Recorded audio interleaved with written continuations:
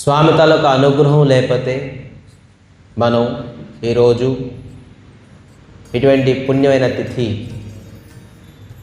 స్వామివారి తాలూకా జన్మోత్సవము నాడు మనందరికీ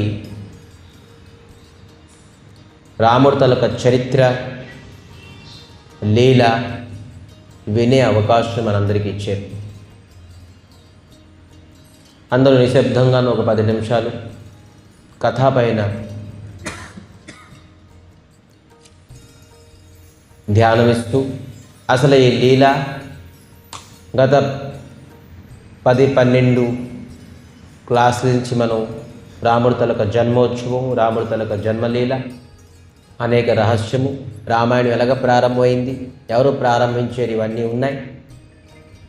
కానీ ఈరోజు లీల ఏంటి మనం తెలుసుకుందాం. ఈ ప్రసంగాన్ని అందరూ ధ్యానపూర్వకంగా వినాలని మరి కోరుకుంటున్నాం.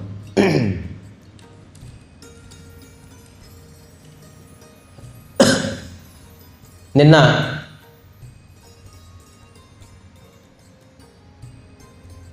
రావణాసుడి తాలూకా జన్మము ఏ విధానంగా అయింది అనేది మనం తెలుసుకున్నాం. విశ్వస్రవ అనే మహా తపస్వి బ్రాహ్మణుడు తన తాలూకా పుత్రుడు కుబేరుడు తాలూకా తేజమాను చూసుకొని ఈ రాక్షసులందరూ అన్నారు, కుబేరుడు ఎంత, ఈ పుత్రుడే ఎంత తేజవాను, వీరి తండ్రి ఎంత పరాక్రమి, ఎంత తేజవానుడు.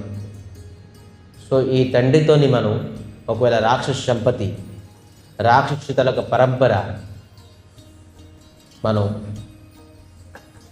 పెంచినట్టయితే మన రాక్షస సంపత్తి, రాక్షసుల కులం ఎప్పుడు నష్టం అవ్వదు అని అనుకొని శ్రేష్ఠమైన బ్రాహ్మణుడు విశ్వస్రవతోని ఈ రాక్షసులు సుభిక్ష, మాయ, కైక్సి ఈ ముగ్గురు విశ్వస్రవతోని రావణాసుడు, కుంభకర్ణుడు, మరి శూర్పణఖ,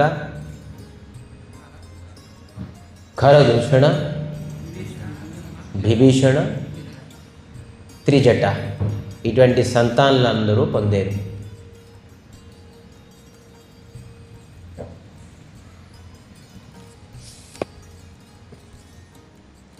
ఈరోజు మనకి విశేషమైన స్వామివారి అనుగ్రహం.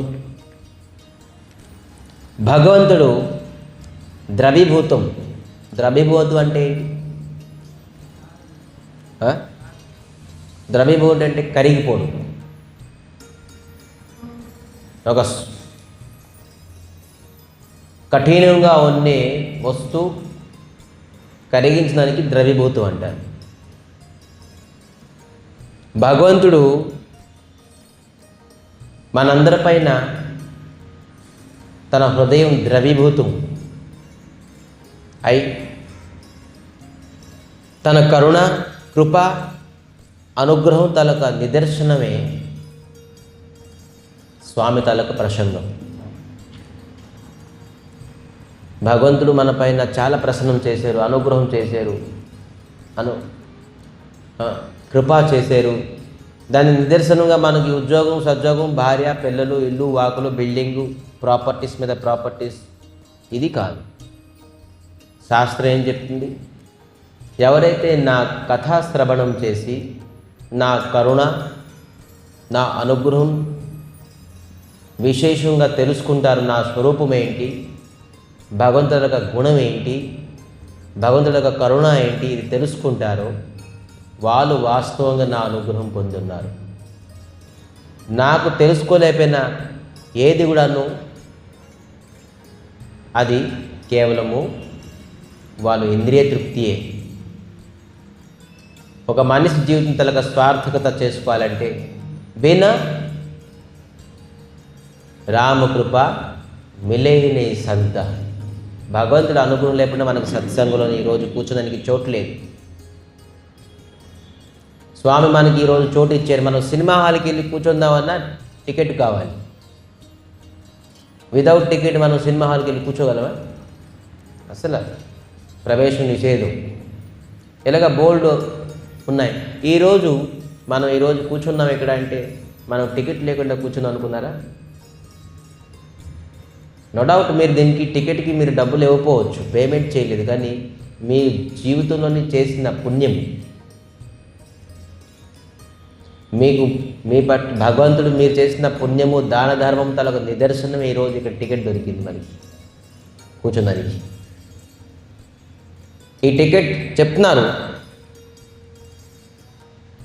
భాగ్య ఉదయేనో బహుజన్మ సమర్పితేనో, అనేక జన్మం తలక పుణ్యము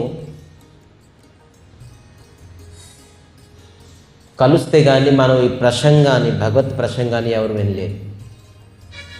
ఇది ఒకరోజు జన్మం తాలూకా పుణ్యం కాదు, సాధు మహాత్ముల తాలూకా సత్సంగం దొరకడం బహుజన్మేన సమర్జితేన పుణ్యేన, అనేక జన్మల పుణ్యం ఒకటిగా చేస్తే అప్పుడు మనకి సత్సంగం లభిస్తుంది. ఈరోజు మనకి టికెట్ రిజర్వేషన్ అయ్యింది ఇక్కడ. ఇది కేవలం యాజ్ లైక్ దట్ మనం వచ్చాము ఈ దేవాలయానికి. చాలామంది ఈరోజు ఇక్కడ కూర్చున్నారు, సినిమా హాల్కి వెళ్ళి చాలామంది నిద్ర కూడా పోతారు తెలుసా, నిద్రపోతారు. సినిమా హాల్కి వెళ్ళి కూడా నిద్రపోతారు. నిద్ర సరిపోదు వాళ్ళకి, నిద్ర అంటే డైలాగ్స్, మ్యూజిక్, స్టోరీ, సాంగ్స్ చాలామంది చూస్తుంటారు. దీని తర్వాత నెక్స్ట్ ఏంటి, నెక్స్ట్ యాక్షన్ ఏంటి, నెక్స్ట్ ఏమవుతుంది, నెక్స్ట్ కుతూహలంగా చూస్తుంటారు సినిమాని. 3 అవర్స్ సార్, 3 అవర్స్ని కళ్ళు కూడా ముయ్యరు. చాలామంది ఎలాంటిగా చూస్తుంటారు. ఏంటి 3 అవర్స్ ఏమవుతుంది, దీని తర్వాత ఏమవుతుంది, ఏం డైలాగ్, ఎవరు వస్తారు, ఎవరు విలేన్, ఈ రిలేషన్ ఏంటి, మొత్తం 3 అవర్స్ బాగా కంప్లీట్గా అనుభవిస్తారు. కొంతమంది ఏంటి వెళ్ళిన వెంటనే తెలియదు, కాన్సెప్ట్ లేదు, పడుకోపోతుంటారు, కాన్సెప్ట్ మిస్ అయిపోతుంటారు. సో టికెట్ తీసుకునే వ్యక్తి, ప్రతి వ్యక్తి సినిమాని యథాప్రకారాన్ని ఆస్వాదించలేరు. కొంతమంది సినిమా చూసి కూడా అర్థం చేసుకున్నారు, ఇతను ఎవరు వచ్చారు, మళ్ళీ డౌట్ అడుగుతారు, ఇతను ఏంటి ఎవరు అని చెప్పేసి. ఎందుకంటే వాళ్ళకి ఆ మైండ్ లేదు. సినిమా అంత ఈజీగా చూపించినా కూడాను చాలామందికి డౌట్స్ ఉంటాయి కొన్ని. మళ్ళీ 2 times 3 times 4 times వెళ్తుంటారు, లేకపోతే అడుగుతుంటారు, డౌట్ క్లియర్ చేయలేదు సినిమా. ఈరోజు నో డౌట్ మనకి అనేక జన్మం తాలూకా పుణ్యం తాలూకా సమావేశం అవడంతో ఈరోజు టికెట్ ఇక్కడ దొరికింది. కానీ చాలామంది నిద్రపోతుంటారు కూడా. నిద్రపోవడం అంటే కేవలం పడుకోవడమే కాదు, అవుట్ ఆఫ్ కాన్షియస్నెస్. మనం కూర్చున్నా కూడాను భగవద్గీత కథ వినపోయినా కూడాను ఈక్వల్ టు నిద్రమే. నిద్ర అవస్థలోనే వాడికి తెలియదు ఏంటి అవుతుంది, ఏం జరుగుతుంది. మనం ఇక్కడ కూర్చున్నా కూడాను ఇక్కడ ఏం చెప్తున్నారు మనకు బోధపడకుంటుందంటే it's equal to sleeping. No more difference. దీనికి డిఫరెన్స్ లేదు, పడుకున్న కన్నా నేను డిఫరెన్స్ లేదు. అందుకే దయచేసి అందరూ లెగండి. చైతన్య మహాప్రభు కృష్ణ రూపం కదా, జీవ్ జాగో జీవ్ జాగో గౌరా చాంద బలే. మనం ఎన్ని జనంలో పడుకొని వచ్చాం తెలుసా. పశు పక్షులుగా పుట్టి కూడాను మనం నిద్రించి ఈ మనిషి జన్మతలకు విలువ తెలుసుకోలేకపోతున్నాం. ఇంకా మనం అట్లీస్ట్ ఒక 15 minutes కాన్సన్ట్రేషన్గా ఈరోజు తనకు ప్రసంగం ఇంకా ప్రారంభించలేదు నేను. అందరికీ బోల్డ్ సినిమాలు ఉన్నాయి, టీవీ సీరియల్స్ ఉన్నాయి, యూట్యూబ్ చూడాలన్నది, ఫ్రెండ్స్తో రిలేషన్స్తో మనం ఫోన్తో మాట్లాడాలి. దీనికంటే మించింది ఏం పని లేదు మనకి. ఇంటికి వెళ్ళిన తర్వాత చిట్ చాటింగ్, నాన్సెన్స్ టాకింగ్, లేదంటే తిరగడం. ఇవాళ రేపు హోటల్స్ కూడా లేవు, హోటల్స్ రెస్టారెంట్ కూడా లేవు. ఎందుకంటే ల్యాక్ ఆఫ్ గ్యాస్ లేదని చెప్పేసి హోటల్స్ కూడా, డాబా రెస్టారెంట్స్ అన్నీ బంద్ అయిపోయి. సో ఆ గొడవ కూడా లేదు మనకి ఎక్కడికి వెళ్ళడానికి. సో భగవంతుడి గురించి ఈరోజు స్వామి పుట్టినరోజు మీ అందరికీ అవకాశం ఇచ్చారు బర్త్డే సెలబ్రేషన్ గురించి. చూడండి, మీ ఇంట్లో పుట్టినరోజు అయితే కొంతమందినే పిలుస్తారు, మీరు అందరూ పిలుస్తారండి. ఈరోజు బోల్డ్ మంది ఉంటారు. ఈరోజు స్వామి తలకు పుట్టినరోజు మీ అందరికీ ఈరోజు సెలబ్రేషన్స్ని పిలిచారు అంటే మీరు విఐపి. ఒక సీఎం, పిఎం, ఎమ్మెల్యే, ఎంపీ పిలిస్తే మీరు ఎంత హ్యాపీగా ఫీల్ అవుతారు. ఎమ్మెల్యే నాకు పిలిచారు బర్త్డే కానీ మీరు కోటు బూటు సూట్ వేసుకొని వెళ్తారు. ఎప్పుడు గెడ్డం తీసుకున్న వ్యక్తి గెడ్డం తీసుకొని వెళ్తాడు, ఎప్పుడు స్నానం చేయని వ్యక్తి స్నానం తీసుకుని వెళ్తాడు. ఎందుకంటే ఎమ్మెల్యే పిలిచారు, ఎంపీ పిలిచారు. ఈరోజు అఖిల బ్రహ్మాండ నాయక, సృష్టి నాయక, అతని తాలూకా జన్మదినం వేడుకలు. ఆ రాముడు మన గురించి వచ్చాడు, ధర్మాన్ని సంస్థాపించడానికి, మనకి సరళం చేయడానికి, మన కష్టాలన్నీ దూరం చేయడానికి వచ్చారు. అటువంటి స్వామి తాలూకా పుట్టినరోజుకి మనందరం చీఫ్ గెస్ట్గా వచ్చాం. మనందరికీ ఇన్విటేషన్ పంపించారు. సో ఇన్విటేషన్ పంపించి మనకి ఏం పార్టీ ఇస్తున్నారు, ఏం బర్త్డే చెప్తున్నారు, మనం ఆఖరి వరకు ఉండి అందరూ హ్యాపీ బర్త్డే టు యూ అని రామచంద్రమూర్తికి కీర్తనంతో 2 నిమిషాల కీర్తనతో మనం ఏమంటారు, కంగ్రాచ్యులేషన్, విష్కి తెలుగులో ఏమంటారు, శుభాకాంక్షలు, రామచంద్రమూర్తికి శుభాకాంక్షలు తెలిపిస్తూ ఈ కథాన్ని విరామం చేద్దాం. సో అందరూ ధైర్యం చిత్తు కానీ ప్రశాంతతో కూర్చోవాలి. ఎక్కడికి ఎవరు వెళ్ళకూడదు. నేను విడిచిపెట్టినంటే వెళ్ళిపోతానంటే విడిచిపెట్ట చెప్పండి. అంటే భగవంతుడికి ప్రసంగం తాలూకా ప్రాముఖ్యత చెప్తున్నాను నేను. ఓకే, ఈరోజు రావణాసుడు మహాపరాక్రమి, బ్రాహ్మణుల్ని, సాధువుల్ని, మహాత్ముల్ని, గోవుల్ని విశేషంగా ఎక్కడైతే గోశాల ఉన్నాదో తను మొత్తం ఎన్ని గోవులు ఉన్నాయి ఆ గోవులంతా నిప్పుతోని కాల్చేసింది. ఎందుకు? గోవు అంటే మహాశత్రువు రావణాసుడికి. ముఖ్యమైన శత్రువు గోవు. దేని? గోవు ఏం చేసింది? గోవుకి అస్త్రం శస్త్రం తెలుసా? గోవుకి బలం ఉన్నదా? ఏం చేయగలదు గోవు రావణాసుడికి? గోవు మనకి క్షీరం ఇస్తుంది, పాలు. ఆ పాలుతోని పెరుగు అవుతుంది, పెరుగుతో వెన్న చిలికి నెయ్యి అవుతుంది. ఈ నెయ్యితో ఈ బ్రాహ్మణులు, సాధువులు, మహాత్ములు యజ్ఞాది కర్మం చేస్తారు. నా రహేగా బాంస్, నా వజేగా బంక్షి. ఎదురు లేకపోతే ఇంకా ఫ్లూట్ ఎక్కడ అవుతుంది? ఇంకా ఎదురు లేకుండా చేసేద్దాం, ఇంకా ఫ్లూట్ ఎక్కడ తగలదు. గోవు లేకుండా చేస్తే ఇంకా యజ్ఞాది కర్మము. త్రేతయుగంలోని యజ్ఞమే పెద్ద సాధన, యజ్ఞమే భక్తి. యజ్ఞంకి మించిన భక్తి ఇంకా ఎక్కడ లేదు త్రేతయుగంలో. ఈ యుగం కాదు, కలియుగం కాదు, త్రేతయుగంలోని స్వామివారు వచ్చారు. త్రేతయుగంలోని ఎక్కడ చూసినా యజ్ఞమే, భక్తి అంటే యజ్ఞమే. కలియుగంలోని భక్తి అంటే ఏంటి అనేది నేను చెప్తాను కొద్దిసేపులో. సో త్రేతయుగంలోని యజ్ఞాది కర్మం చేసిన వ్యక్తి బంద్ చేసేసారు. ఎందుకంటే యజ్ఞం చేయడం వల్ల పిల్లలందరికీ సైలెన్స్గా ఉంచాలి అక్కడ ప్లీజ్. యజ్ఞం చేయడం వల్ల దేవతలందరూ పరాక్రమి, దేవతల తలకు శక్తి పెరుగుతుంది. సో దేవతల శక్తి పెరగడం వల్ల రాక్షసులందరూ సంహరించబడతారు. మాకు నిప్పే. అందుకే యజ్ఞం కర్మము. యజ్ఞం వల్ల వాళ్ళు పోషించబడతారు దేవతలు. యజ్ఞం వల్ల వాళ్ళకి ఆహారం దొరుకుతుంది.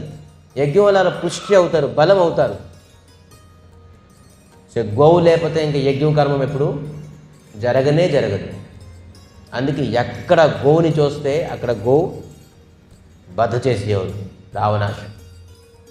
బ్రాహ్మణుల్ని, విప్రుల్ని, సాధువుల్ని, మహాత్ముల్ని మొత్తం అందరినీ నష్టం చేసేసేవాడు. మహాపరాక్రమి ఈ రావణాసుడు. రావణాసుడికి రామచరిత మానస్లోని రామాయణ ఏ విధంగా రాసి ఉన్నది, దేవతలందరికీ అతనికి బానిస చేసి ఉన్నారు. సూర్యుడికి గేట్ కీపర్గా ఉంచారు. సూర్యుడికి నువ్వు గేట్ కీపర్గా ఉంటావు. సీసీ కెమెరా చూసారా, నువ్వు బాగా కనబడతావు, నువ్వు గేట్ కీపర్గా ఉండు.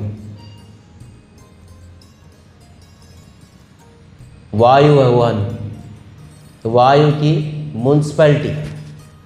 లంక అంతా నువ్వు మొత్తం గాలితో ఎంత చెత్త ఉన్నదో అంత చెత్త తీసుకెళ్ళి సముద్రంలో పడేయాలి.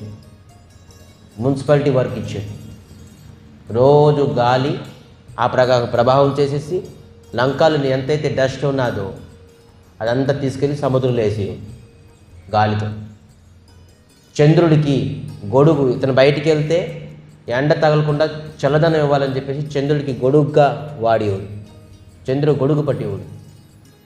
మరి మనం అందరం భయపడతాం, ఎవరిని భయపడతాం? 7.5 సంవత్సరాలు ప్రతి జీవితంలో ఏముంటుంది? ప్రతి వ్యక్తికి 7.5 సంవత్సరాలు శని ఉంటుంది, తెలుసా? అందరికి తెలుసా? ఎవరికి తెలుసారా? ప్రతి జీవితం ఎవరికైనా ఉంటుంది. అది కొంతమందికి త్వరగా ప్రారంభం అవుతుంది, కొంతమందికి లేట్గా ప్రారంభం అవుతుంది. కొంతమందికి 10 ఇయర్స్కి వస్తుంది, కొంతమంది 15 ఇయర్స్కి వస్తుంది, కొంతమంది 20 ఇయర్స్కి వస్తుంది. జాతకం ప్రకారం 7.5 సంవత్సరాలు శని ఉంటుంది. కానీ శని దీని గురించి ఎక్కువగా చెప్పను, మళ్ళీ జాతకం వరకు వెళ్ళిపోతాం, జ్యోతిష్ వరకు వెళ్ళకూడదు, మనం ప్రసంగం వరకు వెళ్ళాలి. సో ఆ శనేశ్వరుడికి ఏం చేశారు తెలుసా? లంకలోని ఒక గృహలోని కట్టేసి ఉంచేశారు. శనేశ్వరుడు, నువ్వు ఎవరిపైన దృష్టి వేస్తే వాడు నాశనం అయిపోతాడు. సో నువ్వేం చేస్తావంటే నీకు తల కింద పెట్టేసి కాలు పైకి పెట్టేసి ఒక గృహాలని ఏలాడేసేసి ఈ శనేశ్వరుడికి. అందుకే ఆంజనేయ స్వామి వెళ్తారు లంకాకి, ఈ శనేశ్వరుడికి విముక్తి చేశారు. విముక్తి చేయడం వల్ల శనేశ్వరుడు అప్పుడు ఆంజనేయ స్వామికి ఒక వరం ఇచ్చాడు, ఎవరు నీ భక్తులు అవుతారో నేను వాళ్ళ జోలికి పోను అని చెప్పేసి. ఆంజనేయ స్వామి చెప్పారు, నేను నా భక్తి కాదు, ఎవరు రాముడు భక్తి అవుతారో వాళ్ళ జోలికి పోకూడదు అని చెప్పేసి చెప్పారు ఆంజనేయ స్వామి. నేను స్వయంగా రాముడు భక్తుని, నా భక్తులు కాదు, రాముడు భక్తులు ఎవరు అవుతారో వారికి నువ్వు వాళ్ళ జోలికి పోక అని చెప్పేసి చెప్తారు. శనేశ్వరుడు వరం ఇస్తారనమాట. సో ఇది పెద్ద స్టోరీ. శనేశ్వరుడికి ఈ విధానంగా చేసేసారు. దేవతలందరూ ఎంత ప్రకారంగా కష్టం నష్టంలోనే ఉండేవారు ఈ రావణాసురులకు ఆతంకంతో. ఆ స్వామి విశ్వామిత్రులు సిద్ధ ఆశ్రమంలోని యజ్ఞాది కర్మం చేస్తే శుబాహు మారీచి ఇద్దరు రాక్షసులు మలమూత్రం వేసేసేవారు యజ్ఞంలోని, గోమాంసం వేసేవారు, దాంట్లో రక్తం వేసేసేవారు పైనుంచి. ఇంకేమవుతుంది యజ్ఞం? ఎప్పుడైతే రక్తం వేసేసారంటే యజ్ఞం నష్టం అయిపోయింది, శుద్ధిత పోయింది. గోమాంసం వేసేసేవారు. మనం ఇంకా బాగున్నాం ఇప్పుడు ఈ సమయంలోని, కలియుగం అయినా కూడా. ఆ సమయంలో నుంచి ఎంత నరకం, శుభమా అని మనం యజ్ఞం చేస్తుంటే గోమాంసం వేసేసారు ఆ యజ్ఞంలోని, రక్తం వేసేసేవారు, మలమూత్రం టాయిలెట్ బాత్రూమ్ చేసేసేవారు, అపవిత్రం అయిపోయింది లెగిసిపోయేవారు. యజ్ఞాది కర్మం చేయడానికి ఇచ్చేవారు కాదు. ఆ సమయంలో రావణాసుడు అనేక ఛానల్స్ అంటే తెలుసా ఏంటి? డిస్ట్రిబ్యూటర్స్, రాక్షసులకు డిస్ట్రిబ్యూటర్స్ ఉండేవారు. ఇప్పుడు చూసే ఒక కంపెనీ తలక డిస్ట్రిబ్యూటర్ ఉంటారు, వాళ్ళ తాలూకా ప్రొడక్ట్ సప్లై చేయడానికి. రాక్షసు తాలూకా ఆతంకాన్ని ఎక్కడికక్కడ డిస్ట్రిబ్యూటర్ ఉండేవారు. ఎవరు? శూర్పణఖ, మారీచి, శుబాహు, వీళ్ళందరూ ఒక్కొక్క డిస్ట్రిబ్యూటర్స్ ఎక్కడికక్కడ ఛానల్స్ ఉంచి ఉండేవారు. రావణాసుడి ఏం చేసేవారంటే ఎక్కడ యజ్ఞాది కర్మం అవుతుందో చూసారా, ఇప్పుడు మనకి బెయిన్ ఉండేది, శాండ్ బెయిన్ ఉండేది, ఇసుక లారీ వెళ్తే పట్టేసేవారు, అందరూ పోలీసులు పట్టేసేవారు. ఏది చూపించు. అలాగా ఇవన్నీ వాళ్ళకి ఏమంటారు? ఏ పోలీసులు అంటారు? విజిలెన్స్.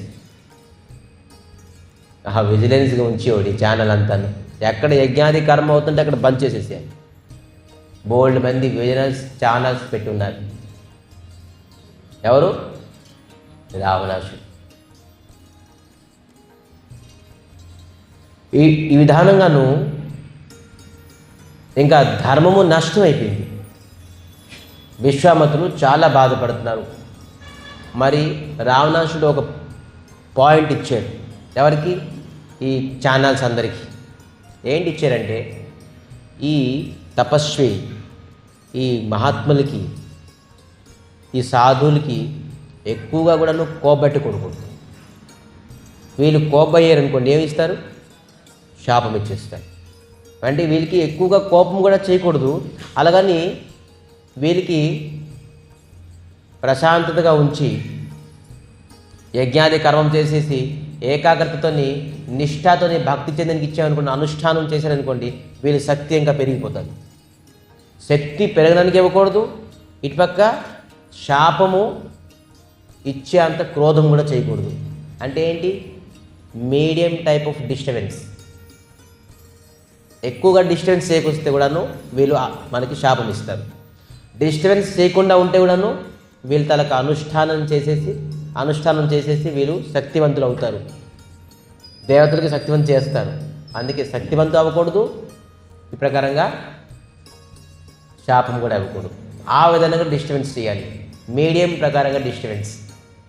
ఈ విధానంగా అందరికీ చెప్పి ఉంచున్నారు. ఒక విషయం మనం గమనించామా, ఈరోజు కరోనా వచ్చింది, లేదంటే వార్ అవుతుంది, చాలామంది లక్షల మంది. మొన్న ఒక వ్యక్తి వచ్చాడు అక్కడి నుంచి, దుబాయ్ నుంచి అక్కడి నుంచి వచ్చాడు. చెప్తున్నారు అతను, అక్కడ బాంబు పడినా కూడాను, ఎంతమంది చనిపోయినా కూడాను ఫొటోస్ వీడియోస్ తీయకూడదు, తెలుసా? ఒకవేళ ఎవరైతే ఫొటోస్ వీడియో తీసుకున్నారో వాళ్ళు జైలు, చాలా పెద్ద పనిష్మెంట్. ఎందుకంటే న్యూస్ బయటికి రాకూడదు అక్కడ ఎంతమంది చనిపోయింది. ఓన్లీ న్యూస్లోని ఎంతమంది చనిపోయారని చెప్పేసి తక్కువ ఫిగర్ చూపిస్తారు, కానీ చనిపోయిన చాలామంది. అక్కడ నష్టం ఆ దేశం తాలూకా ఆర్మీకి, ఆ దేశం తాలూకా నా పేరు పోతుందని చెప్పేసి ఎవరు ఓపెన్ చేయి. ఎందుకు నేను చెప్తున్నాను ఈ కథ అంటే, చాలామంది ఈరోజు అన్యాయంగా కరోనా అనుకోండి, యుద్ధం అనుకోండి, ఏది అనుకోండి చనిపోతున్నారు. దేనికి కారణం ఎప్పుడైనా అనుకున్నారా? ఆలోచించారు? మనకి అన్యాయం, అరాజకత ఎంత ఈ రోజుతో అందరికీ భక్తి పెరుగుతుంది. రోజు రోజుకి భక్తి, శ్రద్ధ, భగవంతుడిపైన విశ్వాసం, నమ్మకం పెరుగుతుంది. అయినా కూడా మనకి దుఃఖము, కష్టము, వ్యాపారాలు లేవు, ఆర్థిక సమస్య, మరి శారీరక సమస్య, మానసిక సమస్య, అనేక సమస్యలు ఎందుకు పెరుగుతున్నాయి? ఆధ్యాత్మిక చేతన పెరుగుతాయి, సమస్యలన్నీ తగ్గిపోవాలి. కానీ ఎందుకు తగ్గుకుంటుంది? ఎప్పుడైనా ఆలోచించారా? దానికి ఒకటే ఒక కారణం. ఎప్పుడైతే ఈ భారతదేశంలోని గోరక్తము పడతాదో అప్పటి వరకు మనం ఎంత ఆధ్యాత్మిక చేతన చేసినా కూడాను, ఎంత హోమము, యజ్ఞము, తపస్సు ఏం చేసినా కూడాను మనం సుఖశాంతిలో ఉండవు. మనం ఫస్ట్ రక్షించింది ఏంటి? గోవుని రక్షించాలి. గోవు తాలూకా అన్యాయం పడుతుంది. ఈరోజు కుక్కలు, కోళ్ళు, మేకలు లాగా గోవధ అవుతుంది, గోవంశం నష్టమైపోతుంది. మన కల్లారుగా తీసుకెళ్ళిపోతున్నారు గోవంశాన్ని. మనం ఏం చేయలేక ఉంటున్నాం. ఎప్పటి వరకైతే గో రక్తము మన భూమి మీద పడుతుంటుందో అప్పటి వరకు మనం ఎప్పుడు కూడా శాంతి, వ్యాపారం కానీ, ఆధ్యాత్మికమైన మన శారీరకంగా, మానసికంగా, ఆర్థికంగా ఎప్పుడు కూడా అభివృద్ధి అవ్వము. అభివృద్ధి అయినా మనం మనశ్శాంతి ఉండదు. అందుకే మనం ఖచ్చితంగా ఈ గోవంశాన్ని రక్షించాలి. ఎక్కడైతే గోవంశం లేదో, మన ఇంట్లో ఏవైతే ఒక గోవుని ఉంచుకోవాలి వీలైతే. లేకపోయిన పక్షులను ఎక్కడైతే గోవులు ఉంటున్నాయో అక్కడ మనం ఖచ్చితంగా సేవించాలంటే ఏంటి? శారీరకంగాను, ఆర్థికంగాను, వస్తు ప్రకారంగాను, ఏ ప్రకారం ఖచ్చితంగా గోవంశాన్ని రక్షించడానికి మనం ఖచ్చితంగా మనం సేవించాలి. ఈ గోసేవ ఆశ్రమంలో సుమారుగా 500 గోవులు ఉన్నాయి. అట్లీస్ట్ వీక్లీ వన్స్ ఆ గోవుని వచ్చి మనం సేవించాలి, గోవంశాన్ని రక్షించాలి. ఎప్పుడైతే గోవుల్ని మనం ఎప్పుడు సురక్ష చేయలేమో అప్పటి వరకు మనం ఖచ్చితంగా ఎంత వ్యాపారం అయినా, ఎంత ఆర్థికంగా అయినా మనం సమస్యలు ఎదుర్కోవాల్సి వస్తుంది. సో ఈ ప్రకారంగాను రావణాసుడు అనేక ఛానల్స్ని పెట్టి యజ్ఞాది కర్మం చేయడానికి ఇచ్చేవారు కాదు. అప్పుడు విశ్వామిత్రులు చాలా బాధపడుతూ దుఃఖంతో ఉన్నప్పుడు మహాదేవుడు స్వయంగా శివుడు వచ్చి విశ్వామిత్రుడు చెప్పున్నారు, హే విశ్వామిత్ర, మీరు ఏం బాధపడకండి. మీరు నేరుగా వెళ్ళి ఎక్కడికి వెళ్ళాలి? అయోధ్యకి వెళ్ళండి. అయోధ్యలోని శ్రీ విష్ణుమూర్తి, శ్రీ రామచంద్రమూర్తి ఆల్రెడీ ప్రకటమై ఉన్నారు. భగవంతుడు ఈ ధరాధామానికి వచ్చారు మన అందరికీ ధర్మం రక్షించడానికి. మీరు వెళ్ళండి, నేరుగా రాముడి దగ్గరికి వెళ్తే మీ సమస్యలన్నీ పరిష్కారం అయిపోతుంది అని ప్రేరణ ఇచ్చారు. ఎవరు? మహాదేవులు. మహాదేవులు ప్రేరణ ఇవ్వడంతో విశ్వామిత్రులు నేరుగా వెళ్ళి అయోధ్యకి వెళ్ళారు. అయోధ్యకి ఎప్పుడైతే వెళ్ళారో దశరథ మహారాజ్ వారి గురువు వశిష్ఠులు చాలా ఆనందపడిపోయారు. అరే, ఎందుకంటే సాధువులు మహాత్ములు వచ్చారంటే ఎంతో మంగళప్రదం, ఎంతో శుభప్రదం. పిలకుండా వచ్చారు సాధువులు. ఎక్కడ పిలిస్తే కూడా వెళ్ళరు ఎక్కడికి. సాధువులు, మహాత్ములు, బ్రాహ్మణులు పిలిపోయినా కూడా వచ్చారు అతిథి అని ఎంతో ఆనందపడి మహాసత్కారం చేసి ఎవరిని? విశ్వామిత్రుల్ని పాద ప్రక్షాళనం చేశారు. అర్ఘ్యం, పాద్యం ఇచ్చి, ఆసనం ఇచ్చి అతనికి అతి అద్భుతంగా ఆహ్వానం పలికారు. మీ రాక కారణం ఏంటి? అయోధ్య మీకు ఏ విధంగా సేవించగలదు అని దశరథ మహారాజ్ ఆనందంగా అడిగారు. అప్పుడు విశ్వామిత్రుడు చెప్పారు చాలా దుఃఖంతో, మీలాంటి పరాక్రమ రాజు ఉంటుండగాను, దేశం ఉంటుండగాను ఈ దేశానికి యజ్ఞాది కర్మము, ధర్మము, అనుష్ఠానాన్ని ఏది జరగకుంటుంది? రావణాసుడు మహాశక్తివంతుడు, మా అనుష్ఠానానికి నష్టం చేస్తున్నారు. యజ్ఞాది కర్మం చేయడం వల్ల గోమాంసం, రక్తం, మలమూత్రం కూడా వేసేస్తున్నాడు తాను యజ్ఞకుండంలోని. దశరథ మారు ఒకటేసారి పదండి, నా మొత్తం సైన్యాన్ని పట్టుకొని వెళ్ళి ఈరోజు రావణాసుడిని దాడి చేస్తాను అని దశరథ మహారాజు బయలుదేరారు. కోపం ఉగ్రం. అప్పుడు చెప్తున్నారు విశ్వామిత్రులు, యుద్ధంతో మనకి సాధ్యమైన వస్తువు కాదు. యుద్ధంతో కేవలం రక్తపాతం అవుతుంది, కానీ మీరు జయించలేరు. ఎందుకంటే ఇప్పుడు మహాశక్తివంతుడైపోయాడు. కేవలం ఒకటే శక్తి కాదు, ఇతనికి బోల్డ్ హబ్ అయిపోయింది. హబ్ అంటే తెలుసా? ఒక్కొక్క జాగా ఒక్కొక్క శక్తిని తను పెంచేశారు. మీరు ముందు ఒక్కొక్క ఛానల్ని నష్టం చేసుకొని చూడండి. రాముడు నేరుగా వెళ్ళి లంకకి వెళ్ళలేదు. ఒక్కొక్కరిని సంహరించి వెళ్ళేది. వాళ్ళ తలకు ఒక్కొక్క బలాన్ని నష్టం చేసుకుని లాస్ట్కి రాముడు రావణాసురుడిని సంహరించారు.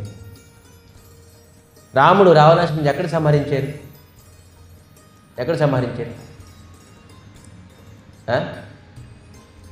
రామచంద్రమూర్తి రావణాసురుడిని ఎక్కడ సంహరించారు?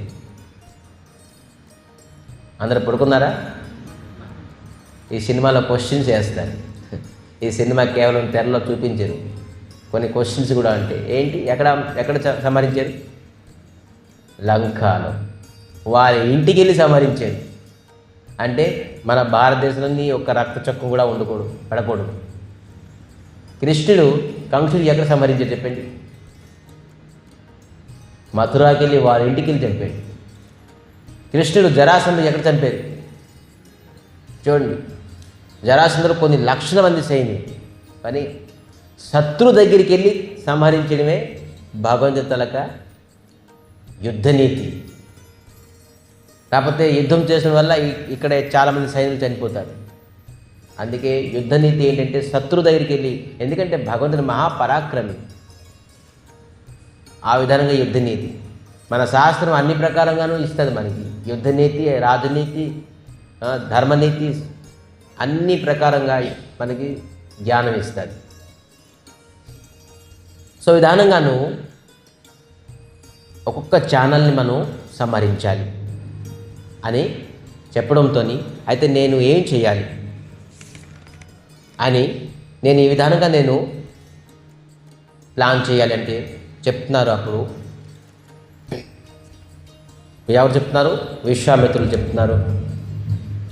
అసుర సమూహ సతవోహి మోహి మే జాచన आयो नृपतो हि अनुज समेत देहु रघुनाथा निशिचर बद्ध में अवसनाथा राम श्रिया राम राम श्रिया राम నాకు అనుజ సమేత రఘునాథ అనుజ అంటే తమ్ముడు నాకు అనుజుడితో సహా రామచంద్రమూర్తికి ఇవ్వండి.